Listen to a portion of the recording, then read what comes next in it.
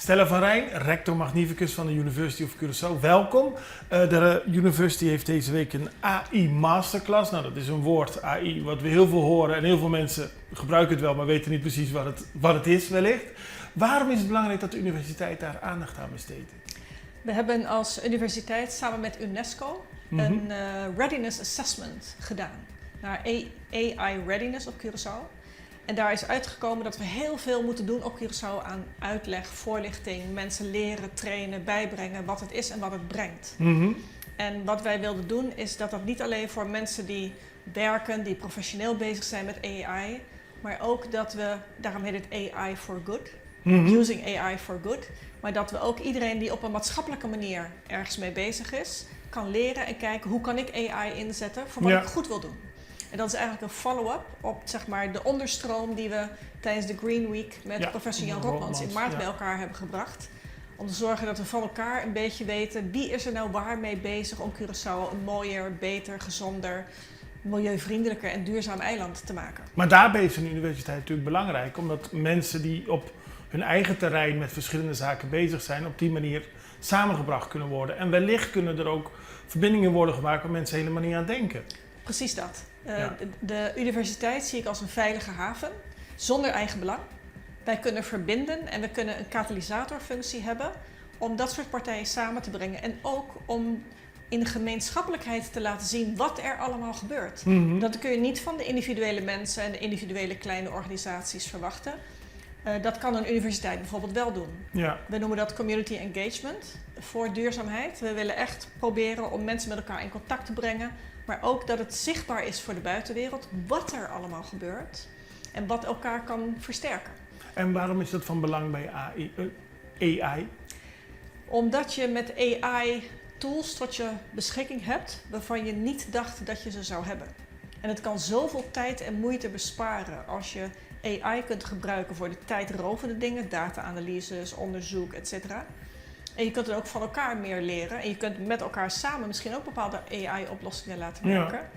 Om te zien wat kunnen we hiermee doen en wat gaan we ermee doen. Om juist te focussen op waar heb ik mijn eigen activiteiten, kritisch denken en dergelijke voor nodig. En AI kan andere dingen voor je doen, die tijdrovend zijn. Maar gaat het ook betekenen dat er andere vakken, opleidingen moeten worden gegeven op Curaçao? Omdat we dadelijk de oude niet meer kunnen gebruiken als we gebruik maken van AI?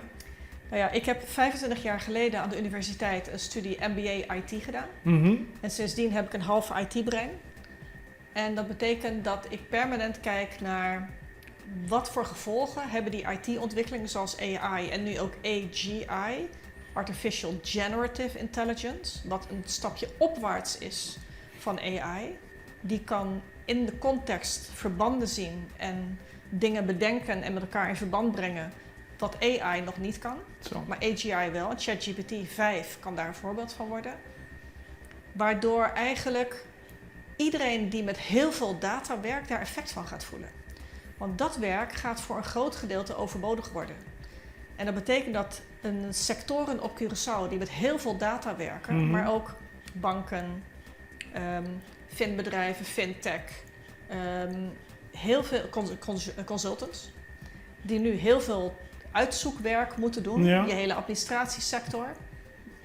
We moeten heel goed denken wat we die mensen in de toekomst willen gaan laten doen, want die gaan tijd over hebben. Ja. En dat is juist iets goeds. Dat kan iets goeds zijn als je erop voorbereid bent. Ja, en anders zitten ze alleen maar achter een bureau. Als je er niet op voorbereid bent, dan wordt het een bedreiging. Ja. En ik denk dat het handig is als we met elkaar op nationaal niveau, er moet een AI-beleid komen wat nu gemaakt wordt door de Regulatory Authority, heel goed. Maar daarnaast denk ik dat het goed is als we proberen niet afhankelijk te zijn van wat anderen ons willen komen vertellen over AI en de ontwikkelingen. Je hebt allerlei mensen die, Sabine is van hier overigens, maar je hebt allerlei masterclasses en trainingen en opleidingen die mensen hier willen komen geven. Ja.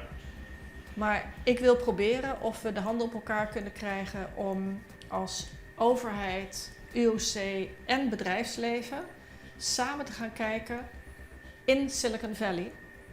Wat betekent het? En hoe kunnen wij daar als Curaçao ons voordeel uithalen om dan met elkaar, want die partijen moeten altijd samenwerken.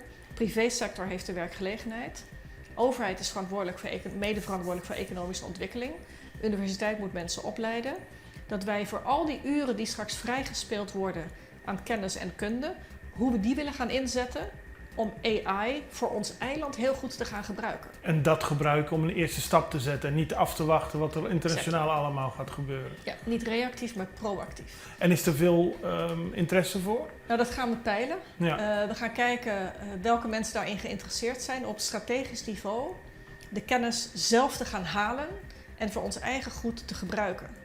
Er is ook een spreker bij de opening van het academisch jaar die ik daarvoor heb uitgenodigd, die jaren in Silicon Valley heeft gewerkt voor buitenlandse zaken, consulaat-generaal. En die komt spreken op 5 september. Oké. En met hem ga ik ook wat verkenningen doen bij wat mensen om te kijken, goh, hoe sta je daarin? Is het idee dat we ten behoeve van Curaçao niet alleen als individuele bedrijven en individueel als overheid een beleid gaan maken, maar dat we een strategie bedenken hoe we AI voor onszelf kunnen gebruiken als eiland in zijn totaliteit om ons goed te ontwikkelen. Wat voor edges kunnen we daarin ontwikkelen? Ik vind het heel interessant en ik ga ook binnenkort een aandacht besteden aan die opening van het academisch jaar. En laten we elkaar op de hoogte houden.